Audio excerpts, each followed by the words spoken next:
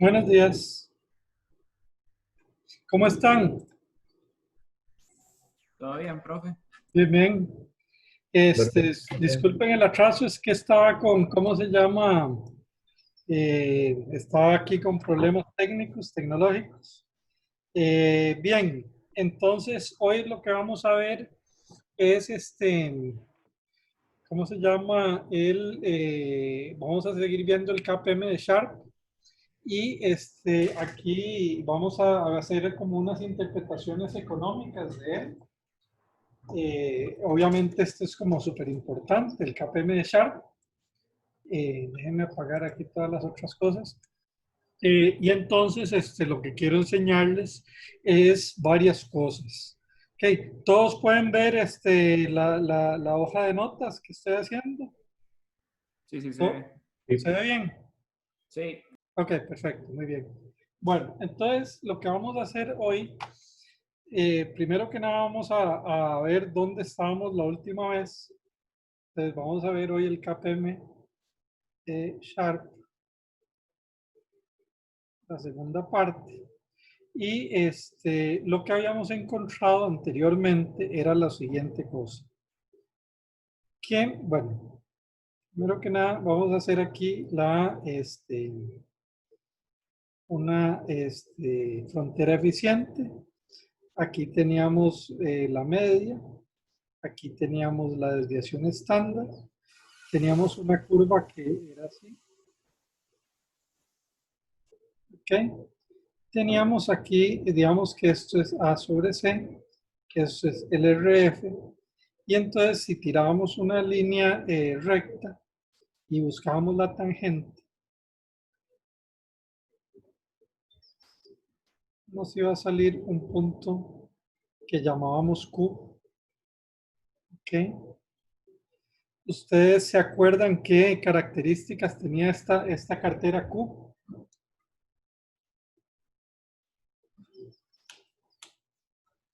Es la que tiene la razón de Sharp más alta. Ok, entonces efectivamente Q tiene la razón de Sharp. Perdón, fue Daniela. ¿Y cómo, gráficamente, cómo puede ver uno la razón de Sharp? Es la pendiente. Ok, es el que tiene la pendiente, tiene la pendiente, como es tangente, es la que tiene la razón de Sharp más alta posible. Ok, entonces esa es una cosa que habíamos visto, ¿verdad? Algo más acerca de esta cartera Q.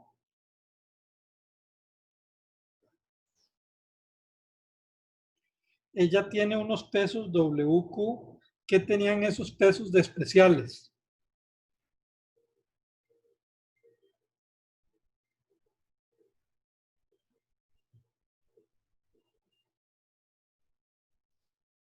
Ok, vamos a, les voy digamos, hacer una. Esto sucedía con esta cartera Q. En palabras, ¿qué es lo que me está diciendo acerca de la cartera Q? Es, profe, que no incluía activos sin riesgo. Ok, efectivamente está compuesta solo por activos riesgosos, entonces esa es otra cosa. La tercera, entonces esta, digamos, la primera cosa que vimos, la segunda cosa que vimos es esta. La tercera cosa que vimos es que la covarianza entre una cartera Q y una cartera J me implica digamos, el KPM o una versión del KPM, que es el valor esperado de ERJ es igual al RF más BJ por la esperanza de perdón, RQ menos RF. ¿Ok? Entonces tenemos esta situación ahí. Entonces, hasta ahí ya esto suena muy parecido al KPM, pero digamos, si quieren pueden pensarlo de una manera tal vez empírica, ¿verdad? Es decir, que nosotros ya vimos cómo se desarrolla todo esto y la pregunta es uno empíricamente cómo consigue el Q, cómo logra identificar el Q, dónde está el Q, ¿verdad? Es decir, porque en la práctica bueno, ustedes en el proyecto sí tienen que calcular una frontera eficiente y todo, pero de hecho va a ser muy difícil con 5.000 acciones pues hacer una frontera eficiente. Y entonces la pregunta es cómo la encontramos el Q. Y entonces aquí viene un proceso de identificación de esta Q que vamos a ver qué pasa, ¿verdad? Básicamente, esta Q es igual a un índice de mercado ponderado por capitalización de mercado, eso es lo que vamos a ver. Entonces, hay varias cosas al respecto, digamos, la primera cosa que tenemos que demostrar es que hay separación, hay separabilidad en dos fondos de inversión. ¿Okay? En dos fondos de inversión. ¿Ustedes se acuerdan cuando vimos eso? Vimos en mercados completos el tema de separabilidad en carteras. ¿Se acuerdan ustedes cuál era la idea de la separabilidad en carteras? O separabilidad en fondos.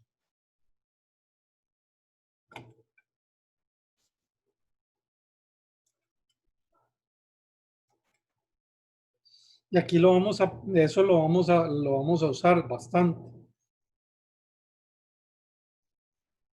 Sí, Daniela. Sería como que el agente invierte como en dos tipos de activos, o sea, en el de riesgo y en la cartera Q. Okay, efectivamente, eso es lo que va a pasar, es que todo el mundo va a invertir en un activo libre de riesgo y la cartera Q. Y no le va a interesar ninguna otra cartera, ¿verdad? Entonces esas son las dos carteras. Entonces vamos a ver cómo funciona eso. Y entonces lo que va a ser sí diferente para cada persona va a ser cuánto invierte en cada uno, ¿verdad? Entonces, por ejemplo, alguien que tenga una curva de indiferencia, así la rosada, esta, va a escoger este punto, digamos, esta es la persona 1. ¿Okay? Ahora tenemos otra persona aquí que tiene otra curva de indiferencia, esta persona llamémoslo 2. ¿Cuál es la diferencia entre la persona 1 y la persona 2?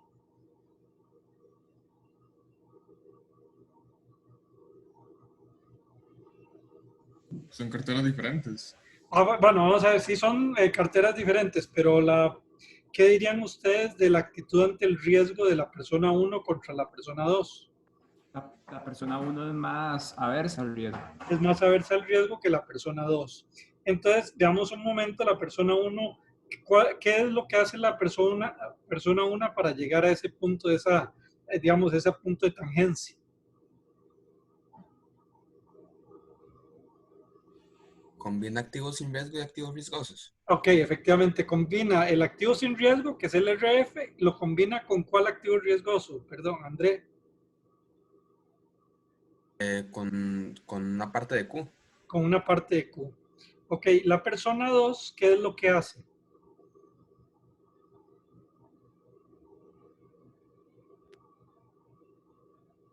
Vende al descubierto activos sin riesgo como para financiar la compra de más activos riesgosos.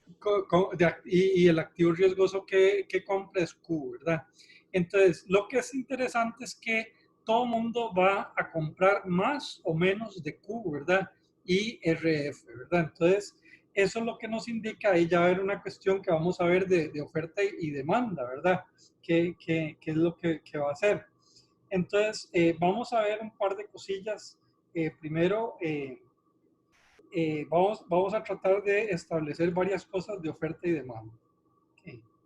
Entonces, vamos a ver. Entonces, está la demanda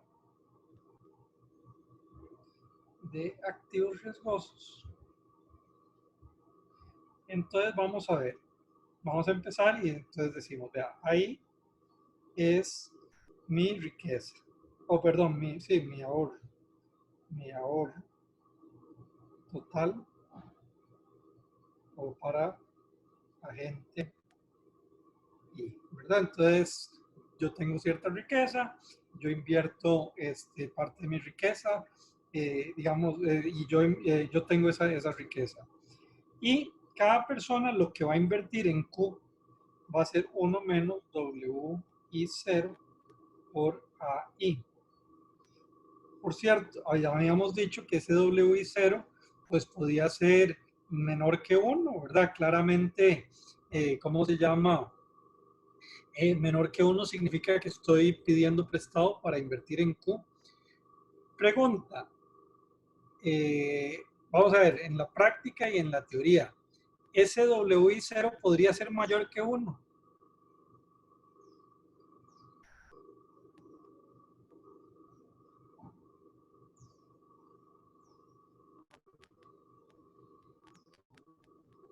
Es una pregunta con trampa, ¿verdad? Más o menos. ¿Qué piensan ustedes? ¿El WI0 podría ser mayor que 1? Ya habíamos visto que sí, que sí es posible que el WI0 sea menor que 0. Eso lo acabamos de ver. Por ejemplo, la persona 2 está llegando ahí, invirtiendo, pidiendo prestado. La pregunta es si esto puede pasar. WI0 mayor que 1. Cuando hago eso, sí, perdón, alguien iba a hablar.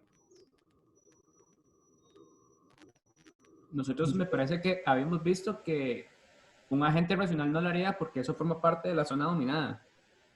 Ok, efectivamente la respuesta de Felipe es la correcta. Es decir, que así, por poder hacerlo, lo puedo hacer, ¿verdad? Porque entonces significa que estaría vendiendo el descubierto Q y usando esa plata para invertir en RF. Pero vimos que invertir en zona no estoy viendo nada, digamos, si fuera a ver eso el riesgo, más bien estoy agarrando el riesgo porque el descubierto puede generar riesgos y Q, ¿verdad?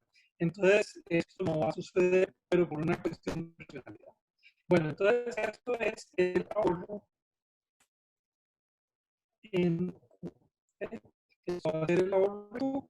Y entonces, para lo primero que quiero terminar es la oferta y la demanda. Entonces, la oferta y la demanda.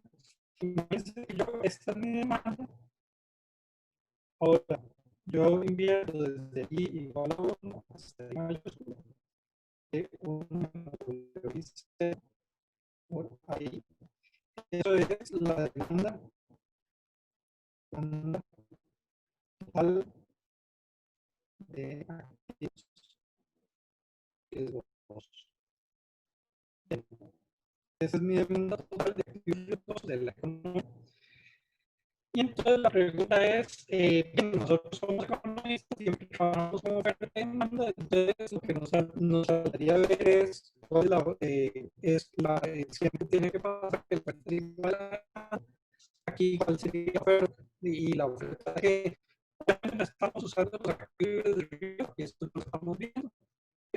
Tendríamos que ver la oferta es la oferta de qué. Profe, disculpe, es que lleva como 2 minutos de estar muy cortado, casi no se le entiende. ¿Me oyen mejor ahora? ¿Me oyen mejor? Sí, Ahora ahora sí. sí. Ahora sí. Okay. Perdón, y entonces la pregunta es, vimos la demanda y la oferta, ¿cuál es?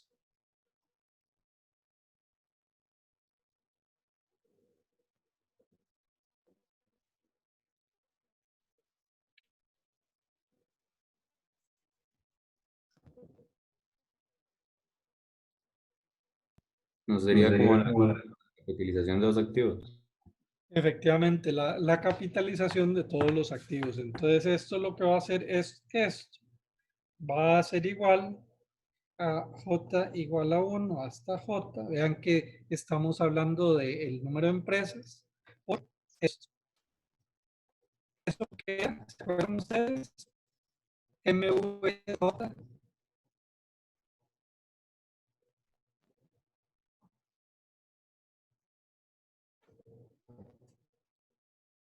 ¿Cómo se calculaba esto? El MVE de J.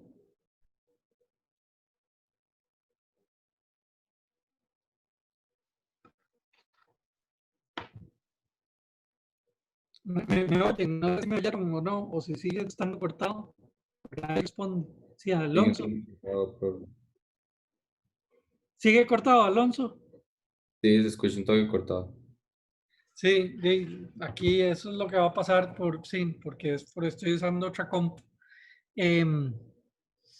El MVE, ¿qué es? El market cap, ¿no? El market cap. Ok, efectivamente el market cap. Bueno, entonces ahora vamos a seguir viendo para identificar esto un poco mejor.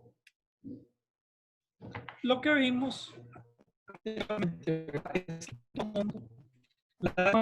ahora ya vimos que la demanda agregada en tiene que ser igual al market cap, y entonces vamos a seguir viendo el WQ. Identificación.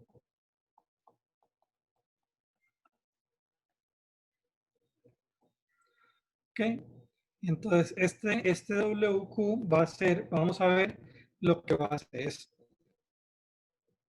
cuando invierto en un activo libre, en un activo riesgoso,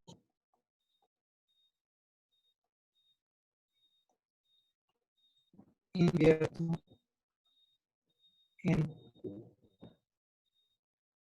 Es decir, que si yo invierto en un activo riesgoso, va a ser esta cartera Q. Y entonces vamos a ver qué características tiene. Primero que nada, mi inversión va a ser mi cartera, mi demanda es, volvemos a esto, 1 menos W y 0 por AI, y vean que ahora lo multiplico por WQ. Ahí, ¿qué es lo que estoy diciendo? Esto va a ser la demanda mía. Esta demanda mía, ¿qué dimensión tiene esta demanda? ¿De qué tamaño es?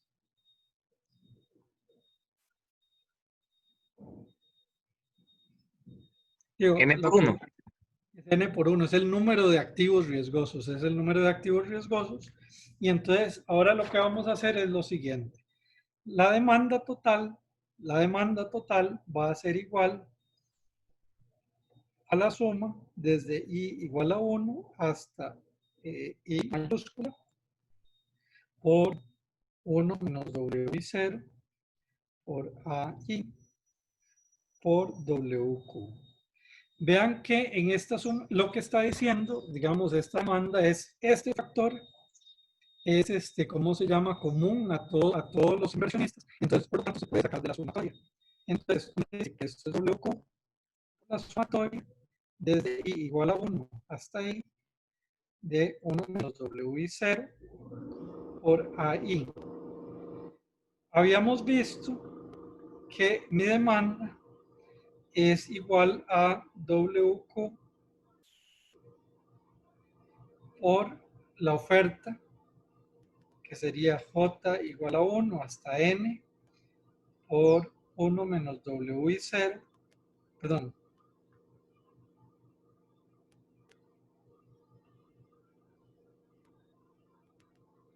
Ok, esto va a ser igual a esto.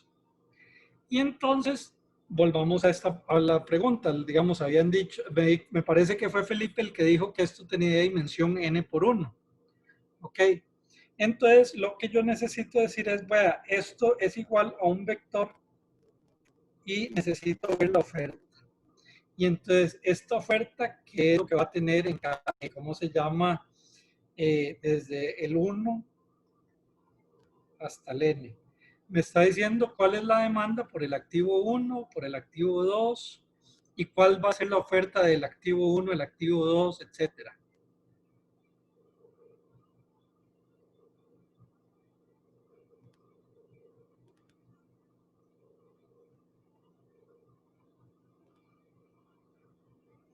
¿Cuál es la oferta total del activo número 1, la empresa número 1? La capitalización de mercado de esa empresa en específico.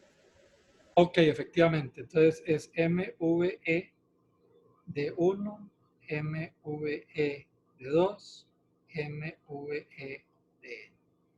Ok, entonces vamos a ver. Despejamos. WQ va a estar dada por MVE de 1 sobre la suma de MVE, ME de 2 sobre la capitalización la suma y así. Pregunta, este vector que acabo de calcular, ¿qué es?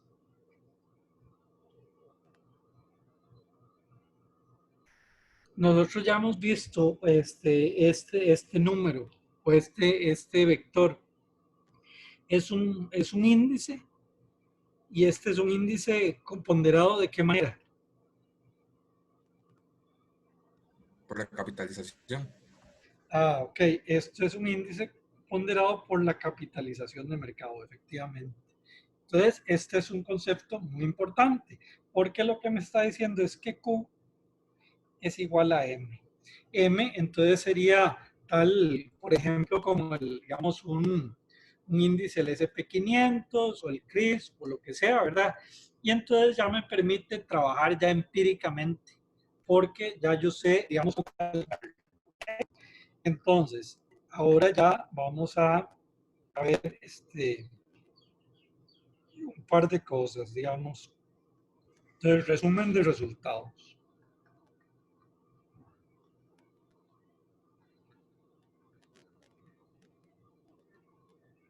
El primer resultado es este. Entonces, donde tengo la desviación estándar, la media, la frontera eficiente, aquí tengo el RF, tiro una línea, supongamos que esto es tangente aquí, ¿ok? Entonces, tengo esta línea se llama el Capital Market Line, CML, ¿verdad? Y entonces, es una línea que está poniendo la media y la desviación estándar, ¿verdad? Ese es el primer resultado, el primer resultado importante. El segundo resultado importante es que Q es igual a M. Ese es por razonamiento económico de oferta y demanda. También, y pongámoslo como una cosa, digamos, es un resultado, pero no creo, más o menos importante, es hay separabilidad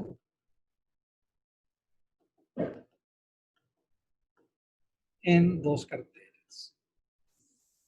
En dos carteras, las carteras de interés son la cartera libre de riesgo y la cartera Q. Y el tercer resultado es digamos, el KPM, ya usando esa identificación de Q con M. Y entonces lo que me dice es que el rendimiento de un activo es igual a la tasa libre de riesgo más BJ por el valor esperado de RM menos RF, donde el BJ está definido como la covarianza de RJ y RM entre la varianza de RM. Ok, en este paso, en este último tercer resultado, ahí ya estoy usando la identificación de Q con M, ¿verdad? Entonces, me da este resultado. Y entonces, ¿cómo se llama? Ahí va a salir esto que está aquí, esto se llama una ecuación SML. Y la voy a escribir aquí en este gráfico. Y entonces, esta relación igual me tira el rendimiento esperado y en el eje X pongo el beta, BJ. ¿Ok? Entonces vamos a ver cómo funciona esta ecuación SML. Cuando el beta es 0, el activo va a rendir RF. ¿Ok? Cuando el beta es 1, el activo va a rendir el mercado. ¿Ok? Y entonces tengo una línea de este estilo. ¿Okay? Entonces, y esta línea se llama la línea Security Market Line. Security Market Line. Y entonces lo que me dice aquí es, vea, esto es dada un beta de una empresa, esa empresa tiene que tener este rendimiento RJ. ¿Ok? Y entonces les voy a, esto obviamente se puede testear empíricamente. Ahorita les voy a explicar un poquito más acerca de esto, cómo se testea. Básicamente, los resultados que salieron, digamos, uno de los papers que vamos a ver, es que hicieron varias carteras y salió una cosa así más o menos.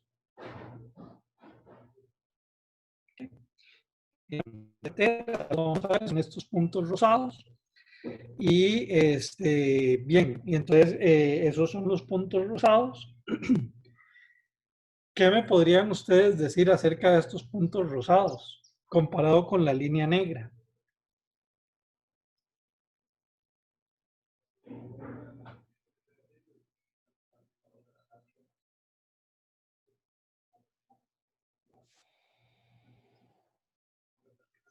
¿Alguien me puede decir algo al respecto de ellos?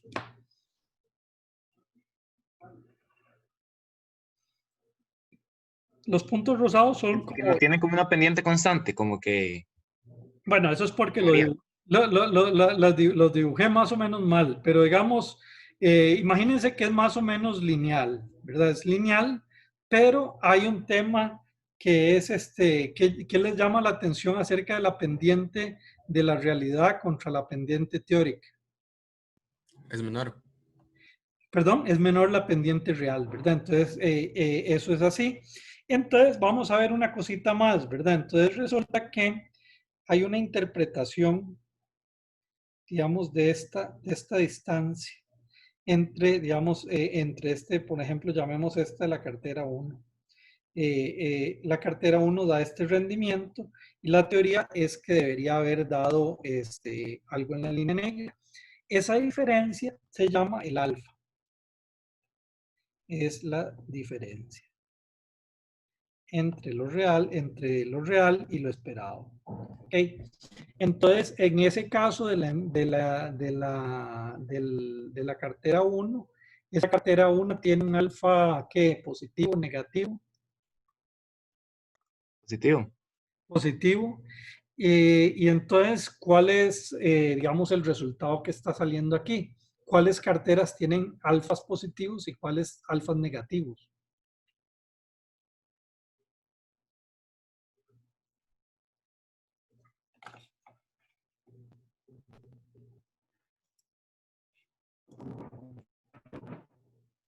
Las que tienen muchos activos libres de riesgos tienen los alfas positivos. Ok, no tanto, vea que ninguna de las carteras, ni la 1, ni la 2, ni la 3 tienen activos libres de riesgo. No, digamos, esa no es lo importante. Lo que es importante es que son las empresas que, las carteras que, ¿qué es lo que está en el eje X? Sí, son las empresas que tienen un beta más bajo. Ok. Menores a 1. Ok, las empresas que tienen un beta menor a 1 tienen alfas positivos. Y las empresas que tienen carteras con betas mayor a 1 tienen un alfa negativo, ¿verdad? Entonces eso es una primera anomalía. Esto además se puede testear estadísticamente. De estas digamos, carteras que hay dos que sí salieron estadísticamente significativas. Entonces ya con eso rechaza el KPM. Por cierto, digamos, imagínense, uno dice, vea, esta línea rosada es estadísticamente diferente, las alfas son estadísticamente diferentes que lo que diría el KPM de verdad. Y entonces uno podría preguntarse, entonces ya el KPM no funciona o sí funciona, ¿qué les parece a ustedes? Pues hay un rechazo estadísticamente significativo. ¿Qué piensan?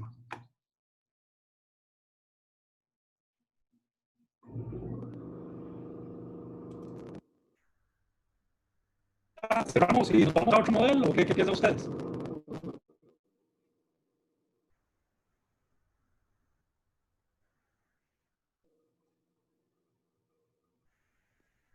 Pues al menos se aproximan los datos. Sí se aproxima, no es, digamos, no es perfecto, pero sí se aproxima un poco a los datos. Entonces, bien, digamos, eso es un poco lo que hicieron los economistas, más o menos hasta 1992 puede decir, vea, sí, es, digamos, no es perfecto, pero más o menos se aproxima a estos datos. ¿Ok? Bien. Entonces vamos a ver ahorita la implementación, digamos, empírica del CAPM para empezar a ver un poquito más de esto. Y después vamos a hacer una interpretación económica más allá de esto, ¿verdad? Entonces, implementación empírica.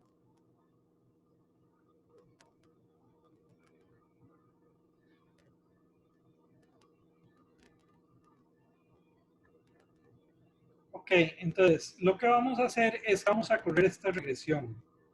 CJT es igual a alfa J más BJZMT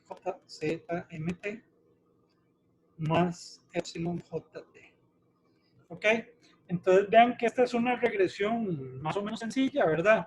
Por cierto, ¿qué eran los ZJ y los ZM?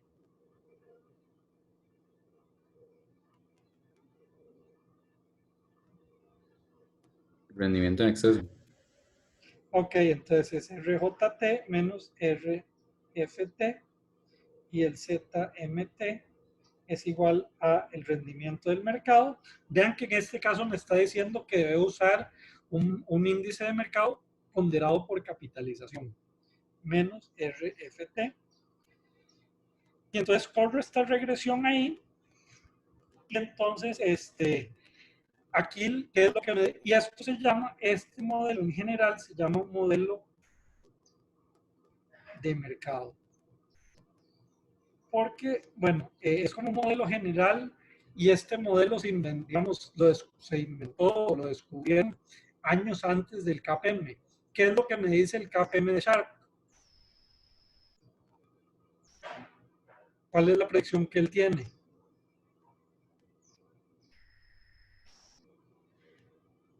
Que el alfa cero. Ok, entonces el KPM de Sharpe lo que me dice es que el alfa J es igual a 0, debería ser igual a 0, ¿verdad? Y entonces, ok, vamos a ver un poquito más de cosas al respecto.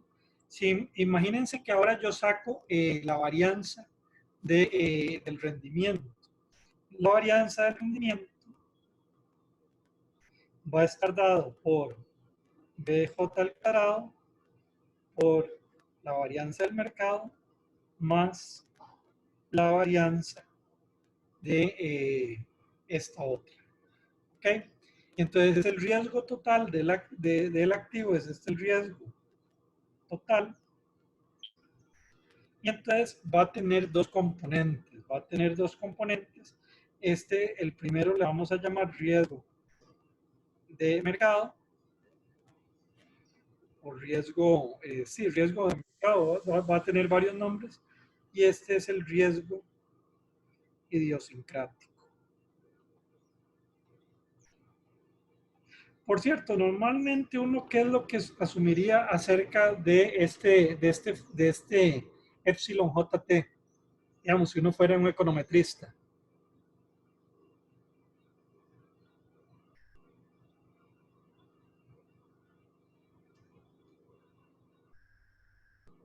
Que es normal centrado en cero. Es normal, centrado en cero. Supondría yo que sí D o podría suponer alguna otra cosa.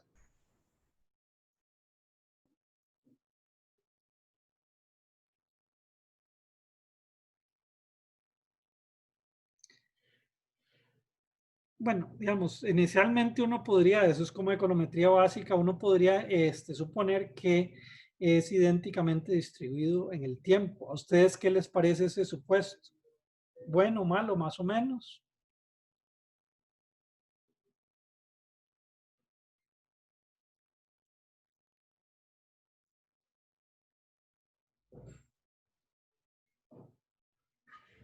Voy a apagar esto, a ver si... Podría estar autocorrelacionado. Ok, se acuerda del tema de la caminata aleatoria, ¿verdad? Entonces resulta que sí, la autocorrelación no se da o tiene muy baja autocorrelación, si tiene del todo. De hecho, entonces hay algo, pero no, digamos, piense que es muy baja. Pero la otra cosa es en el tiempo. ¿Qué les parece a ustedes eso? Que tenga la misma volatilidad hoy que mañana que dentro de un mes. ¿Les parece a ustedes un buen supuesto o no?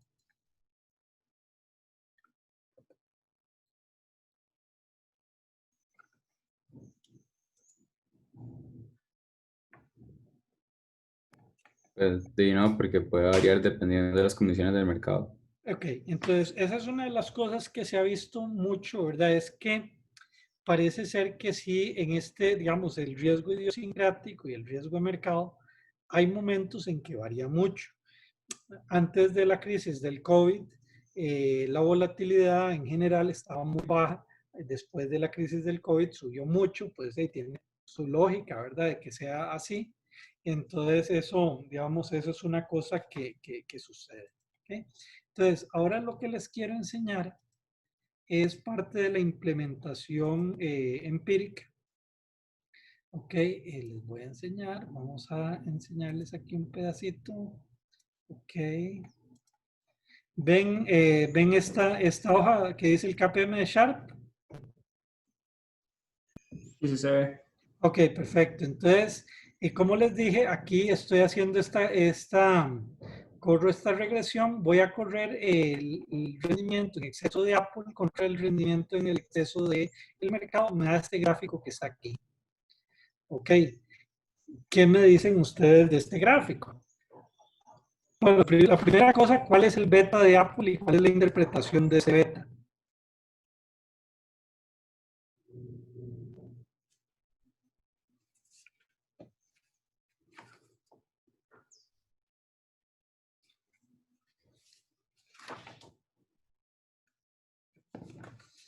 El beta sería 0.84. Ok, efectivamente, el beta es 0.84 y entonces una interpretación econométrica del beta, ¿cuál sería?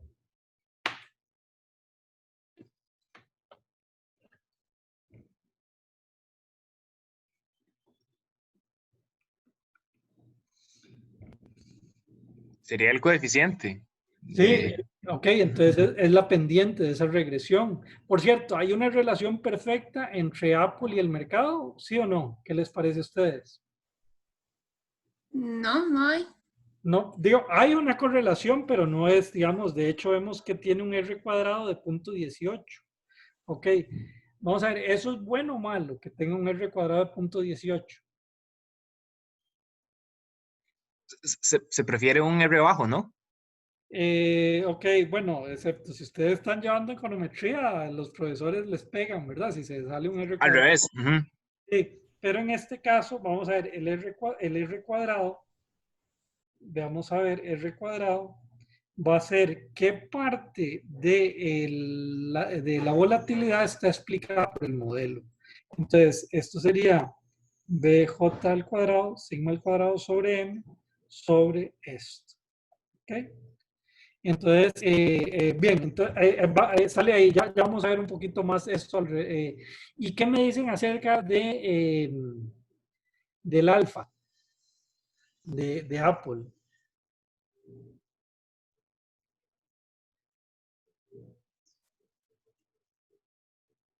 ¿Tiene un alfa positivo o negativo? ¿Y cómo se puede ver en este gráfico? Es positivo, me imagino que el puntito está encima de la línea. Ok, efectivamente, pues el intercepto está por encima de la línea. Por cierto, el test estadístico, ¿qué nos dice acerca de ese alfa? Que es significativo. ¿Cuál es el valor crítico para un T que sea significativo? Aquí estamos con 60 datos, más o menos. ¿Se acuerdan ustedes del valor crítico?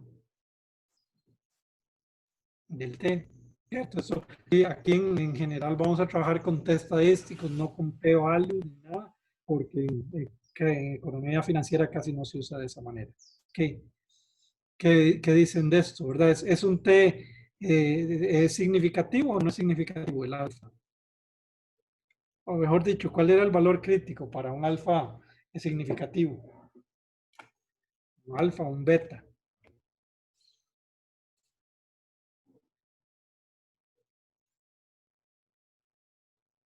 1.96. 1.96. Entonces, que Daniel, ¿el alfa es significativo o no? No, no, no lo es. No lo es. ¿Y el beta, Daniel? El beta en ese caso sí, bastante. Sí es significativo, ¿verdad? Y Daniel, volviendo a esto, entonces, ¿esto está de acuerdo o va en contra del KPM de Sharp? Con respecto al alfa, va de acuerdo. Y con respecto al beta, Bueno, ya el beta, no, digamos, por el KPM, lo único que me dice es acerca del alfa, me dice algo, ¿verdad? Entonces me dice, ok, sí. Entonces, bien, lo que me está diciendo es eso, ¿verdad?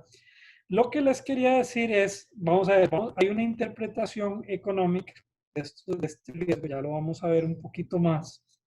Voy a parar esta aquí, les voy a compartir esto mío, ¿verdad? Ok. Ya está. Ok. ¿Ven las notas mías de clase? Sí, sí, se ven. Ok, perfecto. Entonces les estaba diciendo que esto, digamos, podíamos pensar en el riesgo como una suma del riesgo total es igual al riesgo de mercado más el riesgo idiosincrático. ¿Ok? Esto tiene otros nombres, ¿verdad? Otros nombres que tal vez vale la pena para que nos quede claro, ¿verdad? También se le llama riesgo sistemático más riesgo no sistemático.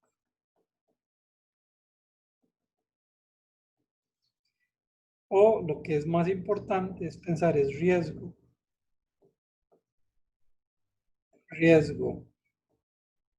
no diversificable y riesgo diversificable. ¿Ok? Entonces, les voy a hacer como una explicación muy sencilla del tema de, digamos, de esto, de qué significa cuál de los dos riesgos es el que nos interesa, con un ejemplo, no sé, tal vez demasiado sencillo, pero tal vez nos puede ayudar a verlo.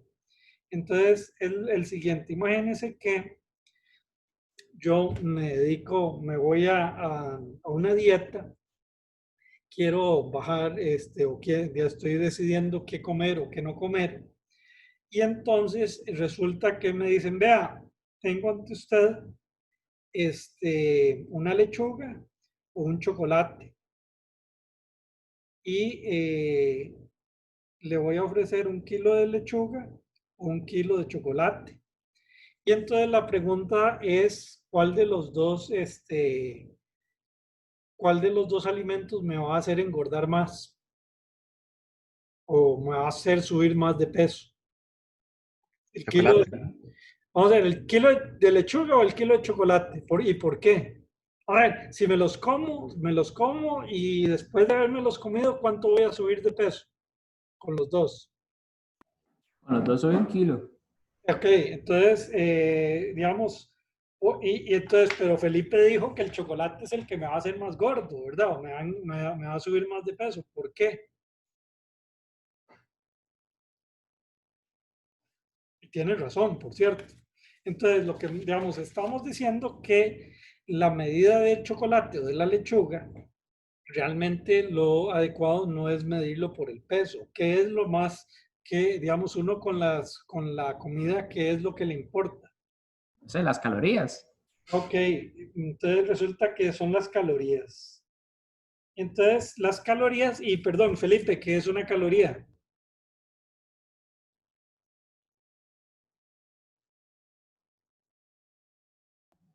Profe, no sé. No estudié nutrición. Sí, bueno, esa es una pregunta que, como te digo, somos economistas, no sabe. ¿Qué es, digamos, una definición que sea intuitiva de qué es una caloría?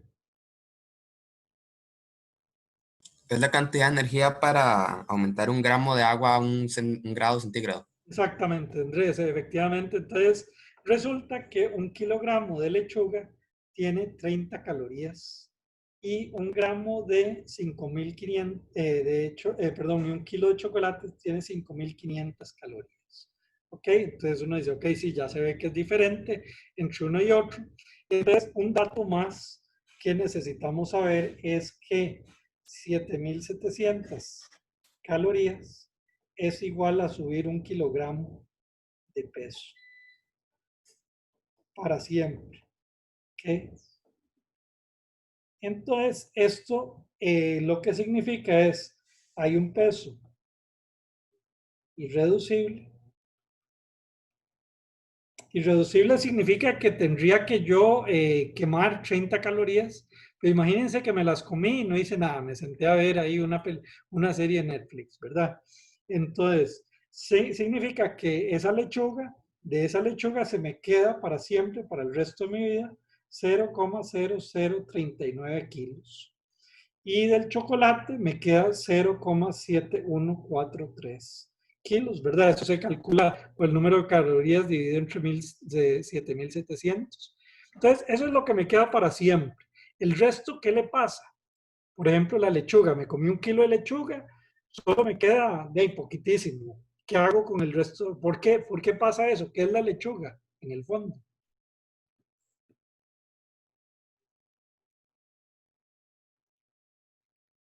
O mejor dicho, ¿por qué la lechuga tiene tan pocas calorías?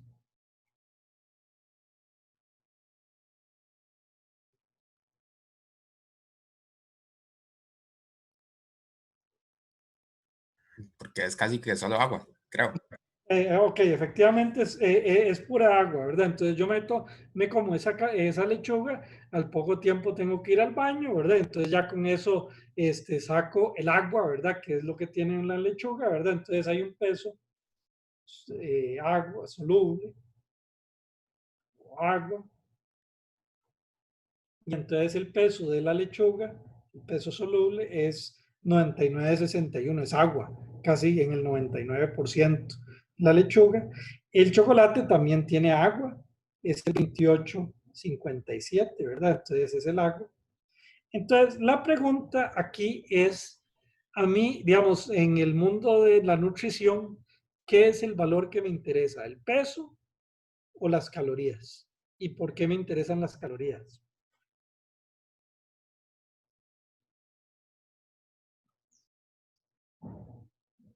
A la hora de las horas.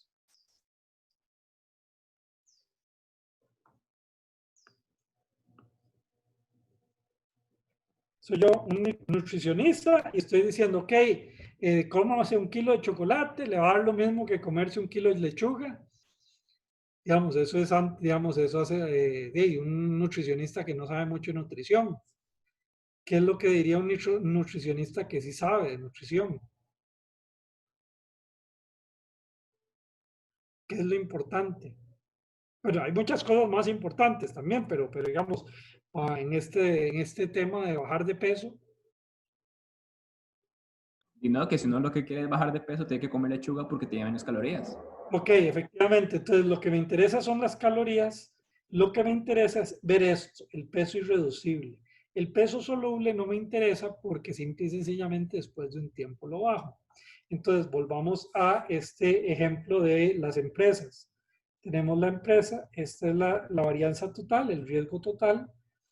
Esto es el riesgo no diversificable y este es el riesgo diversificable. ¿A qué se parece cada una de ellas, digamos, haciendo esta comparación que acabo de hacer con la lechuga y el chocolate? ¿Cuál es cuál?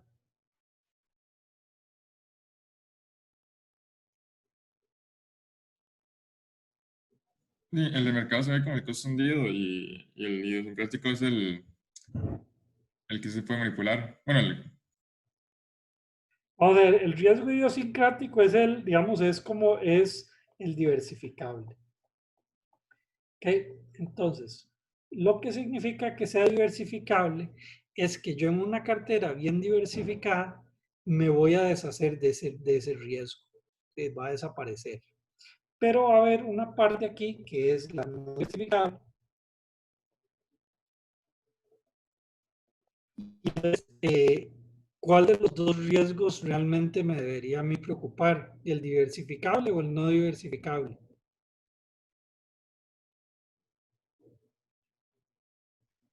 El diversificable. El diversificable, Daniela, ¿es el que me debería preocupar o no preocupar? Perdón, es que no me quedó claro.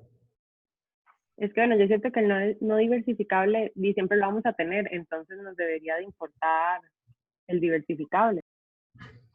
Ok, entonces vamos a ver, lo que quiero decir aquí, la pregunta, y esa es una pregunta importante, ¿verdad? Es decir, ya, sí, digamos, como usted dijo, efectivamente, el no diversificable, por la definición, es que no me puedo deshacer de él.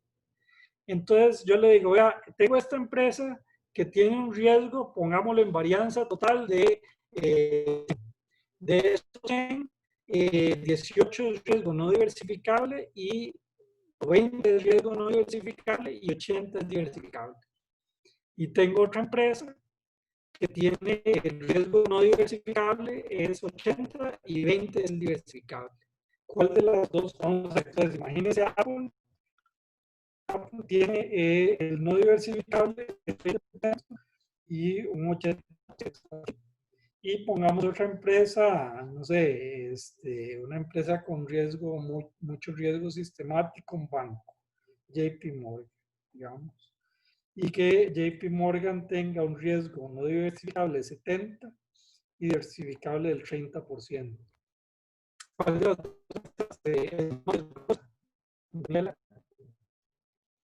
Y supongamos que las dos tienen la misma varianza. Nada más supongamos que las dos es 0.4 y 0.4.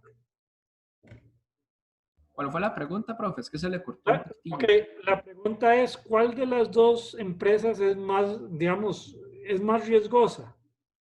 El banco. ¿Por qué? Porque el riesgo diversificable de Apple eventualmente yo lo puedo eliminar si hago una buena cartera. Efectivamente, se parece como, digamos, aquí el Apple sería la lechuga y el JP Morgan sería el chocolate, ¿verdad? Digamos que, entonces lo que está diciendo es, digamos, para una acción, y por cierto, yo este riesgo diversificable no se lo voy a cobrar a las empresas, porque yo fácilmente con una empresa diversificada me deshago de él. ¿Okay? Volvamos a el análisis que vimos de Apple. ¿Se acuerdan ustedes que Apple tenía esta expresión de el rendimiento en exceso de Apple contra el rendimiento en exceso del mercado me da un R cuadrado de 0.18? ¿Cómo se calcula qué es el R cuadrado? En una regresión.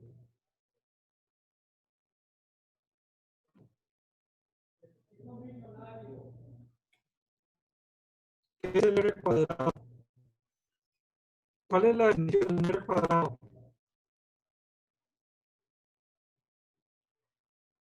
El porcentaje de variabilidad de nuestros datos que es explicado por el modelo. Por el modelo, ¿verdad? Entonces vamos a ver, esto lo que significa es bj al cuadrado sobre sigma al cuadrado de m sobre sigma al cuadrado de j. En este caso específico. Y eso, ahora sí, démosle una interpretación económica o financiera. R cuadrado en esta expresión.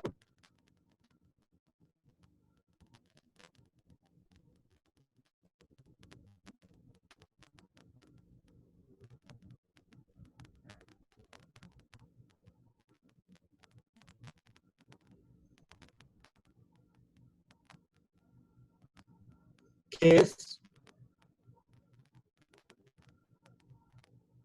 Bueno, ahí sí lo estamos viendo como una proporción, se podría decir que es la parte del riesgo total que no es diversificable. Ok, bien, Daniela, esa es exactamente esa definición. Entonces, si me dice que tiene un R cuadrado de 0.18, ¿eso es bueno o malo? Digamos, hay dos respuestas, una econométrica y otra financiera. Econométrica digamos que es malo porque el modelo no explica mucho. Desde un punto de vista financiero, ¿qué piensan ustedes? ¿Es bueno o malo que tenga un R cuadrado abajo? Sería bueno. ¿Por qué, Felipe? Porque estaríamos hablando de como que el riesgo no diversificable es menor. Sí, no. Sí, de hecho que es muy bajo. Digamos, estamos diciendo que el 18% es no diversificable. Otra forma de decirlo es el 82% del riesgo de Apple es diversificable. Es decir, que una cartera bien diversificada, yo me deshago del 80, más, un poquito más del 80% del riesgo. ¿Está clara esa idea? Sí, está claro. Ok, bien. Bueno, entonces, con esto ya damos por terminado el KPM de Sharpe, digamos, lo que vimos. Importante es lo que se enseñó, es el resultado, ¿verdad? Tienen que conocer el capital market line, tienen que saber el razonamiento de que el Q debe ser line. Vamos a ver la implementación empírica más moderna del KPM, precisamente eso es lo que trata de testear. Y después el market line, que es esta línea donde me ponen el eje beta y el eje y me ponen el rendimiento esperado. Entonces, el security market line es bueno también interpretarlo cuando ya uno ve un resultado y una de ahí es el del alfa. El alfa, gráficamente, es la diferencia entre lo que dice la realidad menos lo que dice el modelo. ¿Okay? ¿Tienen preguntas? Muy bien, entonces vamos a parar ahorita y nos vamos a ver a las 11:30 para ver el KPM de Black. Esa es una de las primeras variaciones que se hizo del KPM. Va a haber esa y va a haber otra, pero entonces la vamos a ver después. ¿Les parece bien? Sí, profe. Ok, nos vemos a las 11:30.